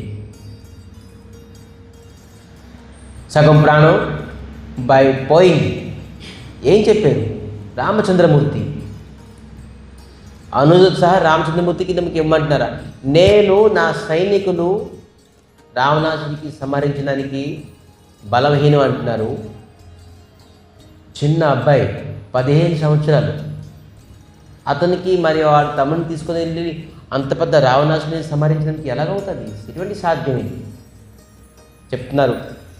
సబసుత ప్రియ మోహి ప్రాణకి నాయి రామ దేత నహి కనౌ घसाई कही निशचर अति घोर कठोरा कही सुंदर सुत పరమ కిషోర. చిన్న పిల్లలు వీళ్ళకి ఏం తెలుసు? అసురులు అంటే మహాపరాక్రమి అంటున్నారు, శక్తివంతులు అంటున్నారు. నాకు 4 పుత్రులు కూడా చాలా ప్రియమైనది. మరి అన్నిటికంటే ప్రియమైనడు రాముడు. అటువంటి వాళ్ళకి ఇమ్మంటున్నారు? అసాధ్యం. మీరు తప్పుగా ఇది అడిగేదేమో, మీరు ఒకసారి ఆలోచించండి అని అంటున్నాడు. ఎవరికి? విశ్వామిత్రుడు హే దశరథ మహారాజ్, మీరు ఎవరు అనుకున్నారు? రామచంద్రమూర్తికి ఎవరు ప్రసాదం వల్ల, ఎవరు అనుగ్రహం వల్ల మీకు పిల్లలు లేకుండారు, ఈరోజు పిల్లలు పుట్టారు? రాముడు. అటువంటి రాముడు స్వయంగా పరమాత్మ, స్వయంగా భగవంతుడు. మీ గురించి వచ్చారనుకున్నారా? రామచంద్రమూర్తి గోవుల్ని, విప్రుల్ని, బ్రాహ్మణుల్ని, వైష్ణవుల్ని, సాధువుల్ని, మహాత్ముల్ని, ధర్మాన్ని ప్రతిష్ఠించడానికి వచ్చారు రాముడు. కేవలం అయోధ్యాపతి, కేవలం దశరథ నందనగా రాముడు రాలేదు అని చెప్పేసి ఇంకా ఉగ్రంగా అయిపోతున్నారు. ఎప్పుడైతే ఉగ్రం అయిపోయారో అప్పుడు చెప్తున్నారు. సో నేను పగీరా ప్రేమ రససాని హృదయ హర్షమానాముని జ్ఞాని తబ వశిష్ట బహువిధ సముచావా నృప సందేహ నాస కహి పావా రామ శ్రీయా రామ రామ శ్రీయా రామ. అప్పుడు విశ్వామిత్రుడు ఎప్పుడైతే కోపం అయిపోతారో ఇంకొద్దిగా సేపు తర్వాత శాపం ఇచ్చేస్తారు అని ఎవరు ముందు ఎంటర్ అయ్యారు? వశిష్ఠులు. అప్పటి వరకు వశిష్ఠులు ఏమి ఎంటర్ అవ్వలేదు. వశిష్ఠులు చెప్తారు, మీరు విశ్వామిత్రులు మీరు కొద్దిగా శాంతించండి, నేను ఇతనికి అర్థం చేయిస్తాను అని దశరథ మహారాజుకి ఒక రూమ్లో తీసుకెళ్ళి విశ్వామిత్రుడు ఎందుకు వచ్చాడు? దశరథ మహారాజ్, మీ రాముడు కేవలం సామాన్య మానవుడు, సామాన్య కొడుకు కాదు. ఇతను స్వయంగా పరమాత్మ. ధర్మాన్ని సంస్థాపించడానికి ఈ ధరాధామానికి వచ్చాడు. ఎన్ని చెప్పినా కూడాను దశరథ మహారాజ్ బాధ్యలేపేమో, నా కొడుకేంటి ఇవన్నీ మీరేం చెప్తారు, పరమాత్మ అంటారు, ఇదంటే నాకు తెలియదు. లాస్ట్కి ఏం చెప్పారంటే వశిష్ఠులు, నువ్వు రామచంద్రమూర్తికి పంపించడం వల్ల నీకు మంచి అవుతుంది, రాముడికి మంచి అవుతుంది. ఏంటవుతుంది? నువ్వు పంపిస్తే వాళ్ళు రిటర్న్లన్నీ నీ కోడలు తీసుకొస్తారు, మీ కొడుకు కోడలతో సహా వస్తారు, వివాహం కూడా అవుతుంది అక్కడ. అవునా? మా కొడుకు వివాహం అవుతుందా? అదంతా పంపించేసారు. సరే అయితే ఇద్దరిని ఎందుకు పంపిస్తాను? 4 పంపిస్తాను, 4 కూడా వివాహం అయిపోతారు. లేదు ప్రస్తుతానికి నువ్వు ఇద్దరిని పంపించు, వచ్చినప్పుడు 4 వివాహం తీసుకుని వస్తారు. గురువు వాక్కు పైన అతనికి నమ్మకం. గురువుగారు చెప్పారు పంపిస్తే అట్ల నుంచి వచ్చినప్పుడు వివాహం చేసుకుని వస్తారు, వివాహం అవుతుంది. అయితే ఇది శుభం, మన ఈ యుద్ధం ఇవన్నీ తెలియదు అని అయితే పంపించేసింది. 4 పంపించేదని రెడీ అయిపోయారు. ఒకరిని పంపించమండి ప్రాణం పోయింది. ఇప్పుడు చూసారా, భక్తులు ఎప్పుడు భగవంతులుగా ప్రీతి, భక్తిరుత్తమ. రాముడు వివాహం చేసుకుని వస్తారు అంటే అప్పుడు సరే పంపించు. సరే పంపించింది అని చెప్పేసి ఎప్పుడైతే సరే రాముడితో సహా లక్ష్మణుడు బయలుదేరుతారు. ఎందుకంటే వచ్చినప్పుడు ఇంకా వివాహం చేసుకుంటామని చెప్పేసి. సోపే భూప ఋషిః సూత बहुविधि दे आशीष जननी भवन गए प्रभु चले नाय पदशीष రామ్ శ్రీ రామ్ రామ శ్రీయా రామ్ అనేక ఆశీర్వాదాలు ఇచ్చి రామచంద్రమూర్తికి శీఘ్రమైన కళ్యాణ ప్రాప్తిరస్తు అని నాన్నగారు మీకు అంత కళ్యాణం అవ్వాలి. హే రామచంద్రమూర్తి, లక్ష్మణ వినండి, ఈ రోజు నుంచి విశ్వామిత్రుడు మీకు తల్లిదండ్రులు. చూడండి, దశరథ మహారాజ్ చెప్పేసారు, నేను తల్లిదండ్రి కాదు, ఈ రోజు నుంచి మళ్ళీ తిరిగి వచ్చిన వరకు మీ తల్లిదండ్రి ఎవరు? విశ్వామిత్రుడు. విశ్వామిత్రుడు ఏ విధానంగా చెప్తారో ఆ విధానంగా మీరు నడుచుకోవాలి. ఆ విధానంగాను ఆశీర్వాదం ఇచ్చి పంపించారు. మరి వశిష్ఠులు అంటున్నారు, హే రామలక్ష్మణ, ఈ రోజు నుంచి నేను గురువు కాదు, మీ గురువు విశ్వామిత్రుడు, నా తలకు ప్రతిబింబం అనుకోండి. విశ్వామిత్రుడు ఏం చెప్తున్నారో అక్షరం అక్షరం పాటించాలి మీరు అని చెప్పారు. చూడండి, అలాగా చెప్పి చేతుల్లోని సమర్పించారు. ఎవరెవరికి? రాముడికి, లక్ష్మణుడికి. ఈ విధానంగాను వెళ్తున్నారు. శ్యామ గౌర సుందర దౌభాయి విశ్వామిత్ర మహానిధి పాయి ప్రభు బ్రహ్మానందే మే జానా మోహినీతి పీత తజేవు భగవాన రామ్ శ్రీ రామ రామ శ్రీ రామ్. ఈ విధానంగా విశ్వామిత్రులు వెనకాట్ల రాముడు లక్ష్మణుడు వెళ్తున్నారు. విశ్వామిత్రులు చెప్తున్నారు, హే రామ్, మనం వెళ్ళే గమ్యానికి 2 మార్గాలు ఉన్నాయి. ఏంటి? ఒకటి షార్ట్ కట్ ఉన్నది, హైవే, ఒకటి వన మార్గము, ఇంకోటి లాంగ్ డిస్టెన్స్. మనం లాంగ్ డిస్టెన్స్కి వెళ్దామా, షార్ట్ కట్కి వెళ్దామా? గురుగారు మీ ఇష్టం, మీరు ఎలా చెప్తారు. మనం షార్ట్ కట్కి వెళ్దాం, త్వరగా మనం పని ముగించుకోవాలి, షార్ట్ కట్గానే వెళ్దాం. అయితే షార్ట్ కట్కి వెళ్తే ఒక ప్రాబ్లం ఉన్నది. ఏంటి ఉన్నది? షార్ట్ కట్కి వెళ్ళడం వల్ల మనకి ఒక ప్రాబ్లం ఉన్నది. ఏంటి? మనం షార్ట్ కట్కి వెళ్తే ఒక వనం వస్తుంది, తాటంక వనం వస్తుంది. ఏం వనం? తాటంక వనం. ఆ తాటంక వనంలోని తాడకాసురు ఉంటాడు, మహాపరాక్రమి. ఇది రావణాసుడు అపాయింట్మెంట్ చేసే ఒక ఛానల్. మనిషి తాలూక వాసన వింటే, వాసన తనకి కలిగితే ఇంకా వెంటనే మనిషిని చంపేస్తాడు. అటువంటి మహాపరాక్రమి తాటక. ఇతను ఎవరు? సుంద రాక్షసుల పత్ని. వీరి పిల్లలు సుబాహు మరి మారిచి. సుబాహు మారిచి తాలూకా తల్లి తాడక, తాడక తాలూకా భర్త సునంద. వీళ్ళందరూ కేవలం ఈ తాటంక వనంలో ఉండి, ఈ వనము చాలామంది జనప్రదం ఉండేది. జనప్రదం అంటే జనాలు వచ్చేవారు, చేసేవారు, వెళ్ళేవారు అన్నీ అవుతుండేవి. ఎప్పుడైతే ఈ తాటంక వనంలోని తాటకాసు వచ్చిందో అసలు ఈ మార్గంలోని జనాలే లేకుండా అయిపోయింది. ఏ మనిషిని చూసినా కూడా తను తినేస్తున్నారు. జనశూన్యం అయిపోయింది మొత్తం వనం అంతా. మరి మేము ఎప్పుడైతే యజ్ఞాది కర్మం చేస్తామో మలమూత్రము, రుధిర, రక్తము, గోమాంసం వేసేసేవారు. ఈ ప్రకారంగా మహాబలాక్రమి. అయితే రామచంద్రమూర్తి అంటున్నారు, వెళ్ళండి, ముందు ఈ తాడక వనం నుంచే వెళ్దాం. ఎప్పుడైతే వెళ్ళారో మనిషి తాలూక వాసన విని చూసి వెంటనే తాటకాసురుడు వచ్చింది. మహాపరాక్రమి, మహాబలవంతుడు.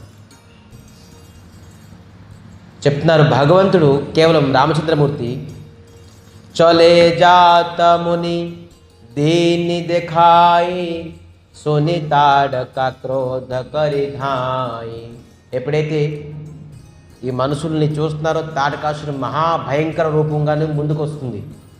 ఏకహి బాణ ప్రాణ హరిలీనా దేన జానితే నిజ పద దీనా రామ్ శ్రీ రామ రామ శ్రీయ రామ్. ఒకే బాణంతో భగవంతుడు, ఒకే బాణం, ఒకే వాక్యం, ఒకే పత్ని, ఒకే ధర్మము, ఇంకా అనేకం ఉండదు.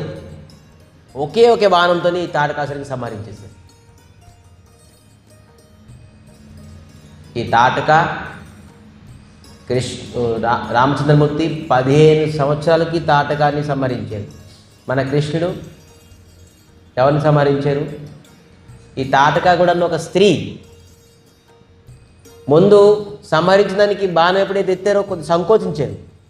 ఈ స్త్రీని, రఘుకులని, రఘునాయకుడిని, నేను ఒక పురుషుడిని, ఒక స్త్రీని సంహరించాలా అని సంకోచించారు. విశ్వామిత్రుడు ఈ స్త్రీ అని విడిచిపెట్టేగా, మహాపరాక్రమి, నువ్వు సంహరించాల్సిందే. మన కృష్ణుడు కూడా ఎన్ని రోజులు? 7 రోజులకి సంహరించారు. 7 days. ఎవరి? పూతన. ఈ పూతన, ఈ తాటక ఎవరు ఇండికేషన్స్ తెలుసా? అవిద్య. ఏంటి? అవిద్య. భగవంతుడు ముందు మనకి అనుగ్రహం చేయాలంటే మనలోని అవిద్యాన్ని నష్టం చేస్తాడు. అవిద్య అంటే ఏంటి? అవిద్య అంటే ఏంటి? అజ్ఞానం. కేవలం తాటకాన్ని సంహరించలేదు, అక్కడ ఉన్ని ప్రతి వ్యక్తిని తాలూక అజ్ఞానాన్ని నష్టం చేస్తారు. భగవంతుడు మన అనుగ్రహం చేశారంటే మనకి బంగారం, వైడూర్యాలు, ఉద్యోగాలు, చదువు, మన అజ్ఞానాన్ని నష్టం చేస్తాక మన పైన అనుగ్రహం చేసేది. కానీ అజ్ఞానం ఎలాగపోతుంది? ఎప్పుడైతే సత్సంగం, గురు కృప, గురు అనుగ్రహంతోనే మన అజ్ఞానం పోతుంది. మరి ఒక విషయం ఆలోచించండి, మీ అజ్ఞానం మీరు తలుచుకుంటే ఎప్పుడు నాశనం చేసుకోలేదు. అలాగైతే విశ్వామిత్రుడు నాశనం చేయలేరేంటి? అజ్ఞానాన్ని కేవలం భగవంతుడే నాశనం చేయగలరు, ఇంకెవ్వరూ నాశనం చేయలేదు. విధానంగా నేను ప్రయత్నిస్తాను నా అజ్ఞానాన్ని నష్టం చేసుకుందాం అంటే కుదరదు. కుదరదు. ఇది కేవలం భగవంతుడే నష్టం చేయాలి. ఈరోజు తిలకం పెట్టుకుంటే, ధోతి వేసుకుంటే, మాల పట్టుకుంటే చాలామంది వస్తారు తాటకాసురులు లాంటి వస్తారు. తాటకాసురుల ద్వారా ఏంటి ఇంత పెద్ద తిలకం పెట్టుకున్నావు, ఎందుకు గుడికి వెళ్తున్నావు, ఎందుకు పంచి కట్టుకున్నావు? ఇది తాటకాసురులు. అందరూ ఎప్పుడైతే మనం ఈ అసురులు వచ్చారని చెప్పేసి మన ఊరుకోకూడదు. ఏం చేయాలి? మన సాధనాన్ని మనం పట్టుకోవాలి. చెప్తారు, తేసా మేవానుకంపాయం అహం అజ్ఞాన తం జమ. తేసా మేవానుకంపార్థం అహం అజ్ఞానజం తమ నాశయ ఆత్మభావేనో జ్ఞానదీపేన భాస్వత. నేను జ్ఞానదీపాన్ని నేను అప్పుడు ప్రజ్వలం చేస్తాను ఎప్పుడైతే నా అనుగ్రహం ఉంటాను. తేసా మేవానుకంపార్థం, నేను అనుకంప, నా అనుగ్రహం వల్ల అతనికి జ్ఞానదీపాన్ని వెలిగించగలను. ఆ జ్ఞానదీపాంతో ఆ అజ్ఞానాన్ని నేను నాశనం చేస్తాను. ఎప్పుడైతే నా ఆశ్రమంలో నా ఆశ్రయంలో ఉంటారు అతను. భగవంతుడి ఆశ్రయం అంటే ఏంటి? భగవంతుడి తలొక నామము, భగవంతుల కథ, ప్రసంగం. ఎవరైతే భగవంతుల ప్రసంగము, భగవంతుల నామాన్ని ఎవరైతే పట్టుకున్నారో వాస్తవంగా వాళ్ళు భగవంతుని ఆశ్రయం తీసుకున్నారు. మనం భగవత్ ఆశ్రయం తీసుకోవాలి. కథ, నామాన్ని ఎప్పుడు విడిచిపెట్టుకుంటూ ఖచ్చితంగా భగవంతుడు మన అజ్ఞానాన్ని నష్టం చేస్తారు. చాలామంది రెస్టారెంట్కి, బీచ్లకి, పార్కులకి, సినిమాలకి, షికార్లకి తప్పుగా తిరిగినా కూడా పర్వాలేదు, కానీ గుడికి వెళ్ళకూడదు. ఈ వయసులో ఏంటి ఈ పని చేస్తున్నావు? మన వంశం నష్టం అయిపోతుంది, మన ఇదైపోతుంది. ఎవరు చెప్పారు నీకు ఇవన్నీ చేయాలి? ఇవన్నీ కాదు. మనం బహునాం జన్మనామంతే జ్ఞానమాన్ మాం ప్రపద్యతే వాసుదేవ శర్మమితి సో మహాత్మ సుదుర్లభం. అటువంటి వ్యక్తి చాలా దుర్లభము, ఎవరైతే నా శరణానికి వస్తారు. భగవత్ శరణాన్ని అందరూ రాలేరు. సో విధానంగాన్ని తాటకాసురాన్ని అంటే ఎవరు? అజ్ఞానాన్ని నష్టం చేశారు. రామాయణంలో ఒక పెద్ద శిక్ష ఏంటి? రాముడు ఎవరు? రాముడు ప్రతీకం ఏంటి? రాముడు తాలూకా ప్రతీకము జ్ఞానము. లక్ష్మణ్ తాలూకా ప్రతీక ఏంటి? వైరాగ్యము. ఈ తాటక తాలూకా ప్రతీకం ఏంటి? అజ్ఞానము. మరి ఇప్పుడు ఎక్కడికి వెళ్తున్నారు? ఎక్కడికి వెళ్తున్నారు? ఇప్పుడు ఏం యాత్ర ఇది? జనక దేశం, జనక మహారాజ్. జనక మహారాజ్ తన దేశం పేరేంటి?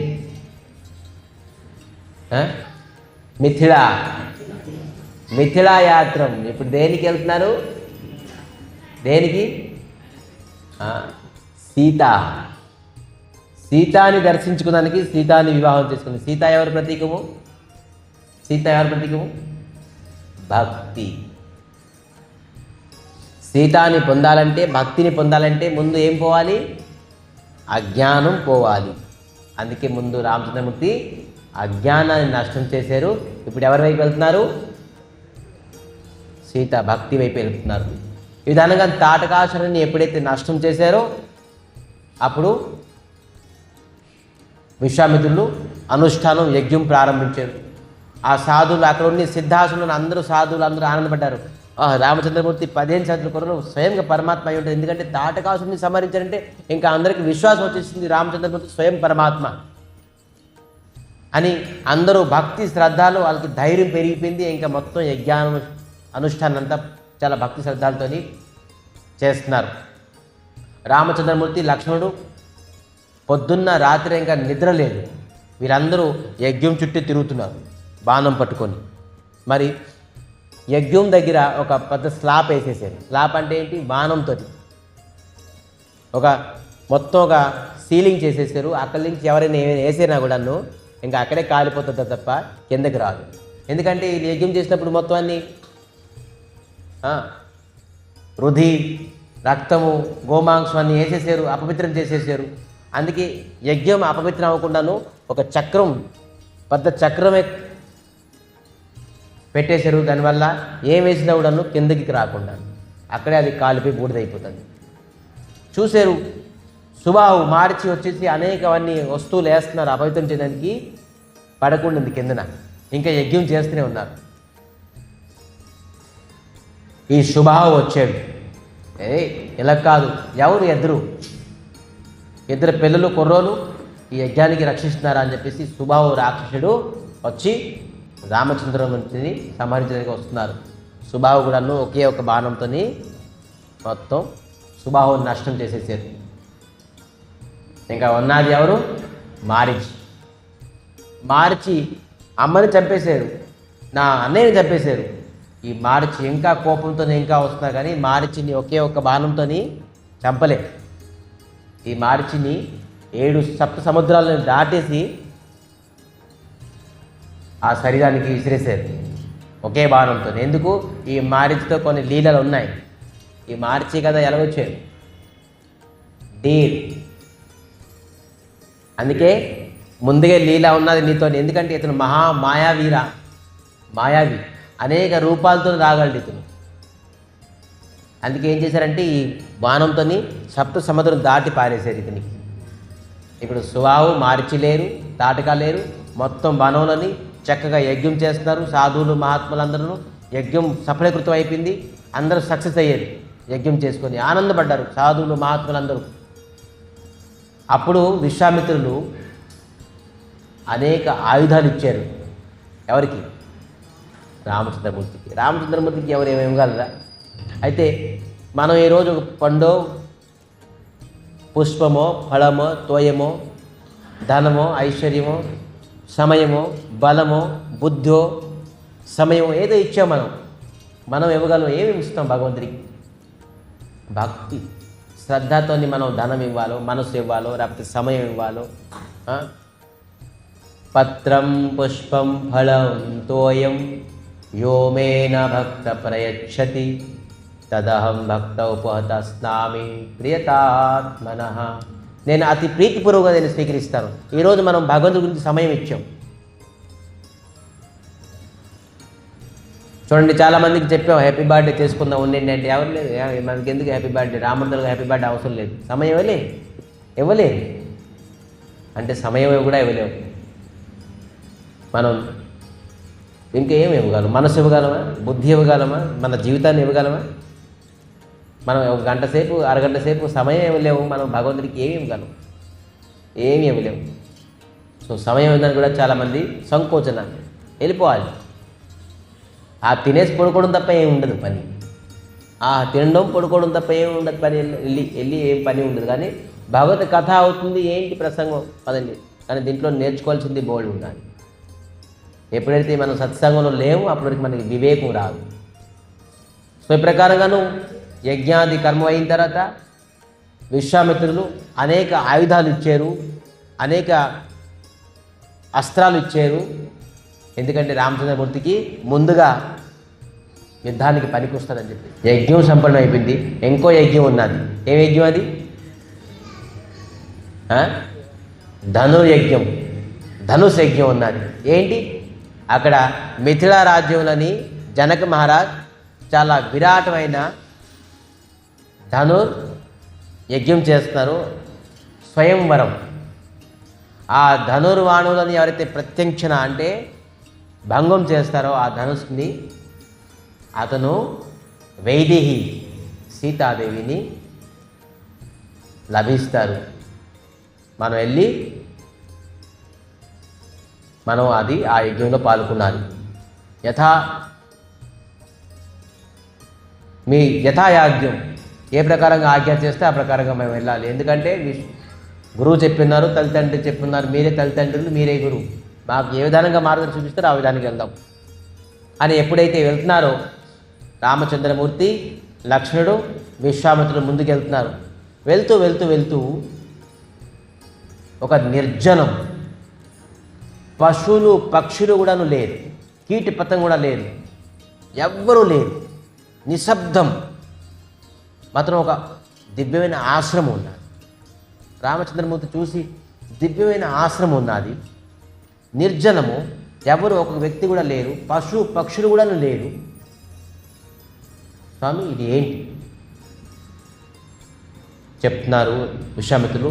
ఇది గౌతమ ఋషి తాలూక ఆశ్రమం. ముందు గౌతమ ఋషి ఇక్కడ తపస్సు చేశారు, ఇక్కడ అతని ఆశ్రమం ఉండేది. అయితే ఇక్కడ ఎందుకు నిర్జనం, పక్షులు కూడా లేరు అంటే గౌతమ ఋషి తాలూక భార్య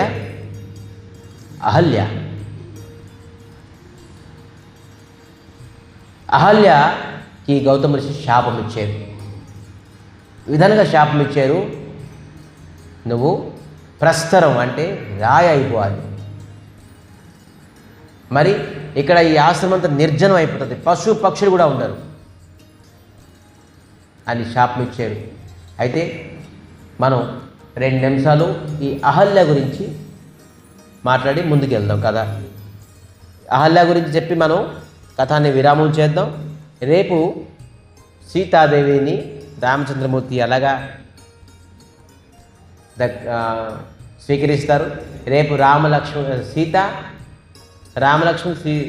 సీతా తాలూకా సీతామలి రాము తాలూకా కళ్యాణం. రేపు కళ్యాణం అవుతుంది మన గుళ్ళని కథారూపంగా కళ్యాణం రేపు అవుతుంది. సాగవచ్చు కథలను మనం ఆ విధానంగా ప్రారంభిస్తే రేపు రాముడు తాలూకా సీతా తాలూకా కళ్యాణం. అందరి కళ్యాణమే చాలా వైభవప్రేతంగా ఉంటుంది కళ్యాణం కథలోని. రాముడు, లక్ష్మణుడు, భరత్, శత్రువుడు నలుగురికి తాలూకు వివాహం అవుతుంది. రేపు అవుతుంది, లేదంటే ఎల్లుండి. రేపు సండే కాదు కాబట్టి మనం రేపే కంప్లీట్ చేద్దాం ఈ కళ్యాణం. రేపు సాటర్డే మనం కళ్యాణం రేపు, రాముడి తల కళ్యాణం రేపు మనకి అవుతుంది. సో ఈ అహల్య ఎవరు తెలుసుకుందాం, అందరూ తెలుసుకోండి. అహల్య బ్రహ్మ ఎప్పుడైతే ఈ జగతానికి సృష్టించారో అప్పుడు కొన్ని మెటీరియల్స్ అంటే ఏంటి, మెటీరియల్స్ అంటే వస్తువులతోని అహల్య ఒక అందమైన అమ్మాయిని, స్త్రీని సృష్టించారు, తయారు చేశారు. ఇంత అందం, నా భూతో నా భవిష్యత్తు. బ్రహ్మ అన్నీ తన తలక బుద్ధి, మనసు, క్వాలిటీస్ అన్నీ పెట్టేశారు ఆ అమ్మాయిని, ఆ స్త్రీని సృష్టించండి. అన్నీ అతి అద్భుతంగా సృష్టించారు ఆ స్త్రీని. ఆవిడ పేరు అహల్య. ఈ అహల్యను చూసి బ్రహ్మాది, ఇంద్రాది దేవతలందరూ ఆసక్తి, ఏరే బ్రహ్మ ఒక అద్భుతమైన స్త్రీని సృష్టించారు, ఎవరికిస్తారో ఎదురు చూస్తారు, నాకు ఇస్తారేమో అని. ఇటువంటి అద్భుతమైన స్త్రీ, అందరూ ఆసక్తి పడుతున్నారు ఈ స్త్రీ పైన. బ్రహ్మ చెప్పారు ఎవరికి ఇచ్చినా కూడా బాధ అవుతుంది. ఏం చేద్దామంటే ఆ సమయంలోని గౌతమి ఋషి, మహాపరాక్రమి, జితేంద్రియుడు, బ్రహ్మ వెళ్ళి గౌతమ ఋషి చెప్పారు, మీరు ఈ కన్యాకు ఉంచండి, నేను మీకు అప్పచెప్తాను, మళ్ళీ నేను ఎప్పుడు అడుగుతానో అప్పుడు మీరు నాకు ఇచ్చేయాలి, ఈ కన్యాని ఉంచండి అన్నారు. అంతే. ఈ గౌతమ ఋషి ఆ కన్యాని ఆశ్రమంలో ఉంచారు. 100 సంవత్సరాలట, 100 years కన్యారూపంగా ఉంచారు. తన పైన దృష్టి కూడా అంత అందం. ఇంద్రాది దేవతలు కూడాను ఆ కన్య పైన దృష్టి ఉన్నది, నాకు కావాలని. కానీ గౌతమ ఋషి అసలు దృష్టి కూడా అయ్యలేదు. బ్రహ్మ ఇచ్చారు, బస్ 100 సంవత్సరాలు ఏ ప్రకారంగా నిగ్రహం చేసుకొని ఉన్నారు. ఎప్పుడైతే 100 సంవత్సరాల తర్వాత బ్రహ్మ ఎప్పుడైతే వచ్చారో చూశారు అహల్యాని, అదే విధానంగా ఉంది, కన్యారూపంగా ఉన్నారు. ఏం తపస్య మీది. ఒక స్త్రీ, ఒక కన్యాని మీరు పక్కన పెట్టుకొని కూడాను మీ తపస్యలోని, మీ మనసులోని, మీ ఇంద్రియాలని ఏ ప్రకారం కూడా చంచలత రాలేదు. మొత్తం దేవ సమాజాంతాన్ని ఈ అహల్య గురించి తపన పొందుదామని. కానీ మీ దగ్గర ఉన్న కూడా మీకు ఏ ప్రకారం కూడా దూర ఆలోచన, దుశ్చింత రాలేదు. ఓహో ధన్యం ఇటువంటి మీ తపస్య, ఇటువంటి మీ మనో నిగ్రహం. అందుకే ఈ కన్య మీకే నేను సమర్పిస్తాను, మీరే వివాహం చేసుకోండి. అసలు గౌతమ ఋషికి ఏ ప్రకారంగా ఉద్దేశం లేకపోతే వివాహం చేసుకుందామని. కానీ బ్రహ్మ ఎప్పుడైతే చెప్పారో అప్పుడు ఈ గౌతమ ఋషి అహల్యాని వివాహం చేసుకున్నారు. అహల్య మరి గౌతమ ఋషి వివాహం చేసుకుని ఒక సంతానం పొందారు. ఆ సంతానం సదానంద. అతను ఎవరు? జనక మహారాజుల కులపురోహితుడు. జనక మహారాజు ఎవరు? సీతాదేవి తలక ఆల కులపురోహిత ఎవరు? సదానంద్. మన రామచంద్రవంతుల కులపు ఎవరు? వశిష్ఠుడు. గుర్తుపెట్టుకోండి. ఇతని పుత్రులు ఎవరి పుత్రులు? ఇతను గౌతమ ఋషుల పుత్రుడు జనక మహారాజు తలక కులపురోహితుడు. తిను విధానంగాను వివాహం చేసుకున్నారు, పుత్రుడు కూడా సంతానం కలిగింది. కానీ అహల్య పైన ఒక దృష్టి ఇంద్రుడికి ఉన్నది. ఇంద్రుడికి ఎంతమంది స్త్రీలు ఉన్నా కూడా వాడికి సాటిస్ఫాక్షన్. మళ్ళీ దేవతలను రాజు ఇతను. ఎవరు తపస్సు చేసిన బాధ, ఎవరు ఎక్కువ అందమైన స్త్రీ ఉన్నా ఇతనికి బాధే. ఇటువంటి మనసు కలిగిన వ్యక్తి ఇతను. ఎందుకంటే అత్యధిక ధనము, ఐశ్వర్యం అయిపోతే ఈ ప్రకారం బుద్ధి వస్తుంది. బహుపత్ని, బహుపురుషులు, బహుధనము, బహు అలంకారము, అనేక చోట్లకి వెళ్దాం, ఎక్కడ తిరుగుదాం, అక్కడ తిరుగుదాం, ఎక్కడికి వెళ్దాం, అది కొందాం. ఎవరికి ధనం ఎక్కువ అవుతుందో వాళ్ళకి ఎక్కువగా కోరికలే ఎక్కువ పెరుగుతుంటుంది. కేవలము అలంకారంతో పెరిగితే పర్లేదు, ఇల్లు వాకలతో పెరిగితే పర్లేదు, ఎక్కువ స్త్రీ కావాలి, ఎక్కువ పురుషులు కావాలి అని ఎప్పుడు వచ్చిందనుకోండి, ఆ ధనాన్ని అక్కడ స్టాప్ చేసేసాడు. ఎందుకంటే ఎక్కువ ధనం అవడం వల్ల ఖచ్చితంగా ఈ కోరికలు పెరుగుతూనే ఉంటాయి. ధనం పెంచుకోకూడదు, మనం మంచి మనసు పెంచుకోవాలి, మంచి బుద్ధి పెంచుకోవాలి. మనం మంచి మనసు బుద్ధి ఎప్పుడు కలుగుతుంది? ఎప్పుడైతే మనం భగవంతుల ప్రసంగము సత్సంగంలో మనం ఎప్పుడైతే కూర్చుంటామో అప్పుడే మనకు మంచి మనసు బుద్ధి వస్తుంది. లేదంటే ఎవరికి వద్దు ధనం, అందరూ ధనం వెనకట్లే పరిగెడుతుంటారు. అందరూ ధనం కావాలి, ధనం కావాలి, ధనం కావాలి. ధనం వెనకట్ల మనం పరిగెట్టకూడదు. మంచి మనసు, మంచి బుద్ధి, ధర్మం కింద ధనం వెనకట్ల మనం పరిగెడితే ఆటోమేటిక్గా ధనం మీ వెనకట్ల పరిగెడుతుంది. మీరు వద్దన్నా కూడా ధనం మీ దగ్గరికి వస్తుంది. ధనం తల స్వభావం అటువంటిది. ఎక్కడ ధర్మం ఉంటుందో అక్కడ ఐశ్వర్యము, శాంతి, సుఖము అన్నీ ఉంటాయి. మనలోని ఈరోజు ఐశ్వర్యము అన్నీ ఉన్నది, కానీ శాంతి లేదు, సుఖం లేదు, మంచి మనసు లేదు, బుద్ధి లేదు. ఎందుకంటే ధర్మం లేదు కాబట్టి. ధర్మం అంటే ఏంటి? భగవంతుడికి సేవించడమే ధర్మము. భగవంతుడికి సేవించి విడిచిపెట్టి మనకి ధర్మమే లేదు.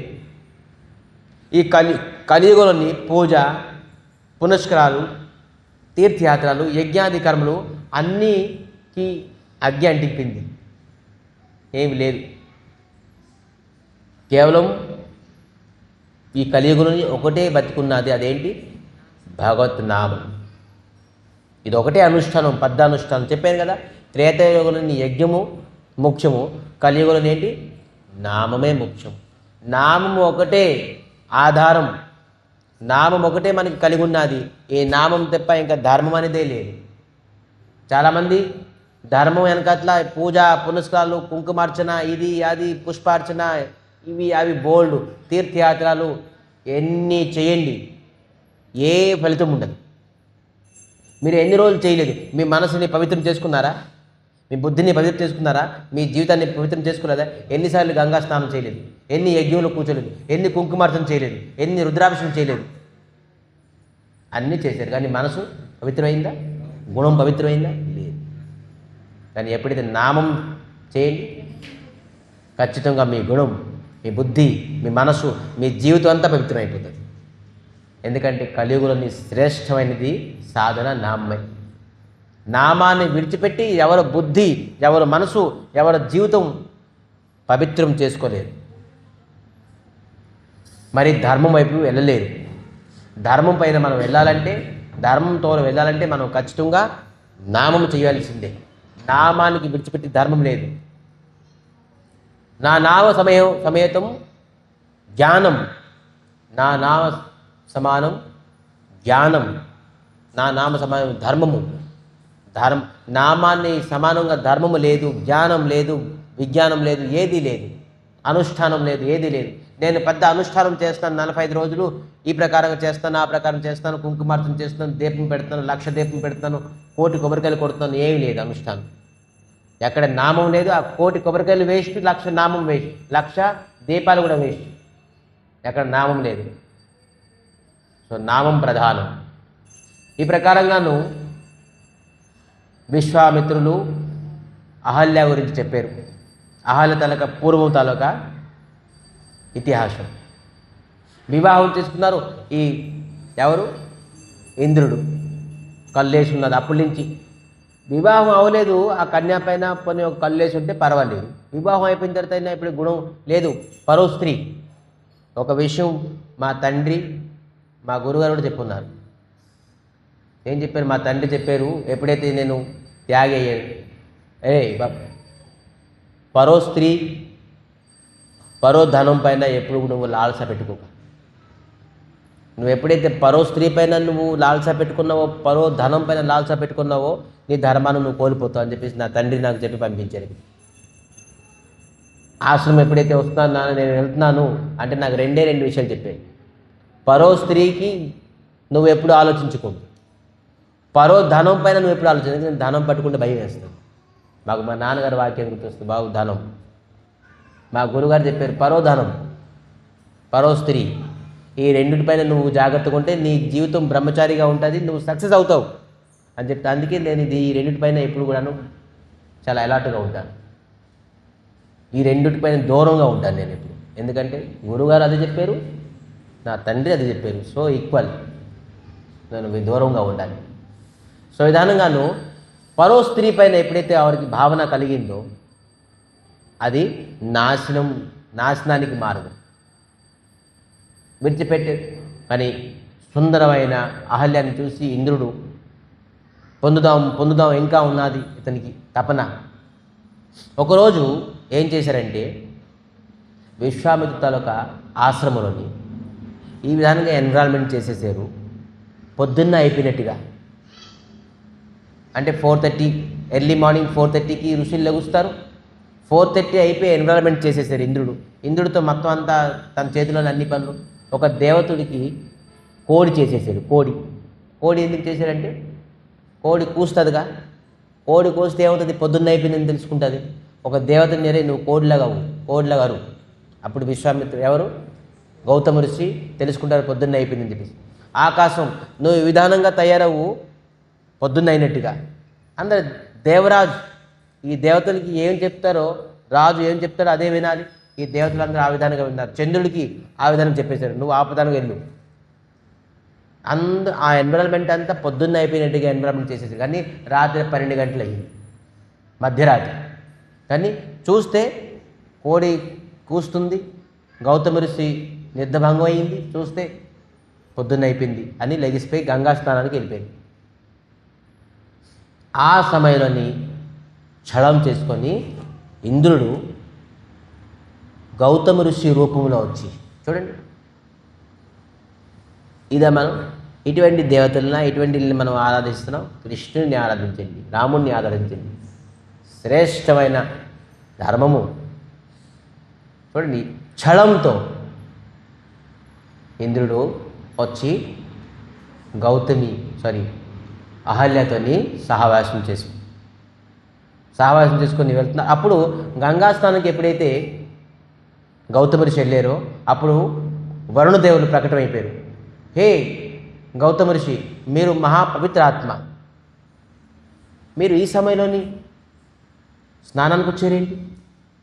ఎందుకంటే రాత్రి సమయం పొద్దున్న అయిన తర్వాత, ఉదయం తర్వాత, సూర్య అస్తమైన తర్వాత ఏ నదిలో స్నానం చేయకూడదు. అది శాపం ఇస్తాను, అనుగ్రహం కాదు, శాపం. అందుకే ఉదయం తర్వాతే మరి అస్తంలోని వెళ్ళాలి, కానీ నదిలో స్నానం చేయకూడదు. కానీ మీరు మధ్యరాత్రి నుంచి స్నానం చేయడానికి వచ్చారు, మీరు జీవితం అంతా గంగాలో స్నానం చేశారు. సో అందుకే గంగా కూడా ప్రకటమయ్యారు. మీతోని కొంతమంది ఆ నదిలో ఉండే జీవులు చెప్పేశారు, మీతోని ఏదో గ్యాంబ్లింగ్ అవుతుంది. ఛళ అంటే ఏంటి తెలుగులో? ఛళ అంటే మోసం అవుతుంది, మీతో మోసం అవుతుంది గౌతమ ఋషికి చెప్పారు. అక్కడ ఉన్న నీటిలో ఉన్న జీవులు గౌతమ ఋషి పట్టుకొని వెళ్తున్నారు. ఏంటి ఛళ అవుతుందని చెప్పేసి స్పీడ్గా వెళ్తున్నారు. నాతో ఛళం ఏమైంది అని చెప్పేసి వెళ్తున్నారు. అప్పుడు ఇతను ఆశ్రమం నుంచి ఎవరు, ఇంద్రుడు బయటకు వస్తున్నాడు. తెలిసిపోయింది అంత కథ. అరే ఇది నీ తాలూకా మొత్తం అంతా మాయా అని చెప్పేసి ముందు ఇంద్రుడికి శాపం ఇచ్చారు. ఎప్పుడైతే శాపం ఇచ్చారో ఈ అహల్య కూడా బయటకు వచ్చారు. బయటకు వస్తే స్వయం గౌతమ ఋషి కాలు పట్టుకున్నారు. హే నాకు తెలీదు మీ రూపంలో వచ్చే రీతును అని చెప్పేసి ఎంతో ఏడ్చి గొల్లిపెట్టినా కూడాను గౌతమ ఋషి వెనలే. అసలు మీరు ఏ ప్రకారంగా పతివ్రత నారి, పరవ పురుషుని స్పర్శలోని, గంధలోని, వాసనలో నీకు తెలియలేదు పరపురుషుడు అని చెప్పేసి అంటే నువ్వు అసలు పాతివ్రత నారి కాదు అని చెప్పేసి నువ్వు శిళ అయిపోవాలి. ఏ ప్రకారం నీ మనసు, నీ బుద్ధి శిలారూపంగా ఉన్నాదో ఆ ప్రకారం నువ్వు శిళ అయిపోయాలని చెప్పేసి అతను శాపమిచ్చడంతో వెంటనే శిళ అయిపోయింది. ఎవరు? అహల్య. శిళ అయిపోవడం శాపముడితో, అక్కడ నిర్జనం. అతను సదానంద, అతను అబ్బాయి కూడా విడిచిపెట్టి వెళ్ళిపోయారు ఆశ్రమానికి. విశ్వామిత్రుడు విడిచిపెట్టి వెళ్ళిపోయారు ఆశ్రమానికి. పశువు పక్షులు అన్నీ విడిచిపెట్టి నిర్జనం అయిపోయింది. కేవలం అహల్య ఒక్కలే రాయిలాగా ఉన్నారు. ఇటువంటి రాయికి ఉద్ధరించడానికి రాముడు ఎందుకు వచ్చారు? ఒకటి తప్పు పని చేశారు. ఇటువంటి తప్పు పని చేసే స్త్రీకి దగ్గరికి భగవంతుడు స్వయంగా నడుచుకొచ్చి తన పాదస్పర్శ ఎందుకు చేశారు? అహల్యలని ఏమి గుణం ఉన్నది? ఏమి చూసి రామచంద్రమూర్తి స్పర్శించారు, మళ్ళీ యథారూపం తీసుకొచ్చారు అనేది సస్పెన్స్. ఇది రేపు. సో రేపు ఎవరైతే వస్తారో ఈ కథాన్ని ఆస్వాదించగలరు. ఏమి గుణం ఉన్నాదో ఈ అహల్యాది మనం రేపు తెలుసుకుందాం. మరి కళ్యాణం, రాముడి తరగ కళ్యాణం కూడా రేపు చేద్దామని ప్రయత్నిస్తున్నాం. ఎంతవరకు, ఎందుకంటే ఇక్కడి నుంచి వెళ్ళాలిగా ఎక్కడికి, జనక్ మహారాజ్ మిథిలాకి వెళ్ళాలి. మిథిలాలో అనేక లీలలు ఉన్నాయి. సో ఆ ధనుర్బాణం ఎవరైతే భంగం చేస్తారో పరశురాము వస్తారు, ఇవన్నీ ఉన్నాయి లీలలు. మనం ఇంకా ఇక్కడి నుంచి 9 రోజులు 11 రోజులు రామాయణం నిరంతరంగా అవుతూనే ఉంటుంది. సో అతి అద్భుతం. ప్రతి ఘటన మనం కూడాను ఆలోచిద్దాం, దాని తర్వాత అర్థం తెలుసుకుందాం. డెప్త్గా వెళ్ళి మనం తెలుసుకోవాలి రామాయణం. ఈ సీరియల్ సినిమా చూసినట్టు కాదు, అతి అద్భుతంగా మనం తెలుసుకోవాలి. రాముడి తలక కథ వింటే మన జీవితం ధన్యం. సో ఇటువంటి మనం ఈరోజు రామచంద్రమూర్తి తలక బర్త్డే, అందుకే 2 minutes మనం కీర్తనంతో భగవంతుడికి స్వాగతం పలుకుదాం. మరి శుభాకాంక్షలు తెలియపరుద్దాం. శుభాకాంక్షలని తెలియపరుద్దాం.